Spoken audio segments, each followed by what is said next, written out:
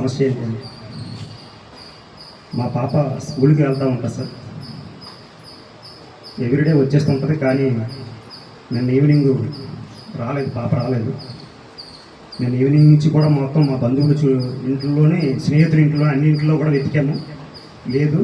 కానీ చుట్టుపక్కల మాత్రం మా బంధువుల ఇంటికి వెళ్ళిందనే చెప్పాం సార్. మీకు తెలుసు సిచ్యువేషన్, ఇది పెద్ద పెద్ద సిటీస్ కాదు, ఒక విలేజ్లో మన కల్చర్లో మన ఇంటి ఆడబిడ్డ అనేది ఇల్లు వదిలి బయటికి వెళ్ళిందంటే ఎలా ఉంటుందనే సిచ్యువేషన్ తెలుసు. తల తీసేసినట్టు అయిపోతుంది, అంతేనే కదా? ఓకే, బ్యాక్ వెళ్దాం, క్లాస్ బ్యాక్లో కదా. ఏం జరిగింది? అమ్మాయి 9th క్లాస్ చదువుతూ ఉంటుంది. అబ్బాయి ఒక పనికి మాలిన కదవా, స్కూల్ వదిలిన స్టేజ్లో వదిలి వెళ్ళిపోతున్నప్పుడు బండి వేసుకొని తిరుగుతూ ఉంటాడు. ఒక పనికి మాలిన వెధవ, చదువు మధ్యలో ఆపేసింది. పరిచయం ఏర్పడింది. అమ్మాయికి మొబైల్ లేదు, కాంటాక్ట్ లేదు. ఎలా? ఇప్పుడు మన అందరిలో కూడా పెద్ద పెద్ద స్మార్ట్ ఫోన్స్ ఉన్నాయా లేదమ్మా? ఉన్నాయి, స్మార్ట్ ఫోన్స్ ఉన్నాయి, తప్పదు, ఉండాల్సిన పరిస్థితి వచ్చింది. ఇంటికి వచ్చిన తర్వాత అమ్మాయి అనేది ఆ అబ్బాయితో ఫోన్లో కాంటాక్ట్ అవ్వడం జరిగింది.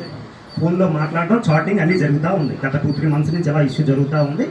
వన్ ఫైన్ డే ఇంకా ఇద్దరు కూడా ఇప్పుడు ఉన్నటువంటి బ్యాడ్ ఎలిమెంట్స్, ఎలా సోషల్ మీడియా ప్రభావం, సినిమాల ప్రభావం, సెల్ ఫోన్ల ప్రభావం చాలా చాలా దారుణంగా ఉంది. కాబట్టి అయితే 2-3 months నుంచి ఇంట్లో ఉన్నటువంటి సెల్ ఫోను పాప యూజ్ చేస్తుంది, ఫోన్లో మాట్లాడుతుంది, వీడియో కాల్ చేస్తుంది, చాటింగ్ చేస్తుంది. ఏం చేస్తుంది అనేది ఎవరు అబ్జర్వ్ చేయాలి?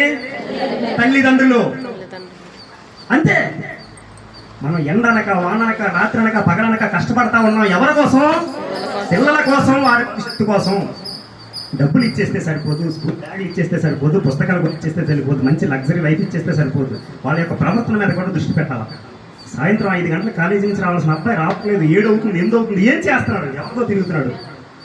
రాత్రి 8:30 గంటల సమయంలో పాప చదువుకోవాలి, లేకపోతే ఇంటి పని, వంట పని చూసుకొని పడుకోవాలి. లేదు, సెల్ ఫోన్ పట్టుకొని రూమ్లోకి వెళ్తుంది, మేడపైకి వెళ్ళి ఫోన్ మాట్లాడుతూ ఉంది. ఏం చేస్తుంది? క్షేత్రస్థాయిలో, బాల్య దశలోనే, స్టూడెంట్ స్టేజ్లోనే పిల్లల ప్రవర్తన మీద దృష్టి పెట్టకపోతే రేపన్న రోజున ఒక పీక్ స్టేజ్కి వెళ్ళిపోయిన తర్వాత బాధపడ్డానే తప్ప ఇంకేం చేయలేము. ఎంత కష్టపడినా వాళ్ళ కోసమే.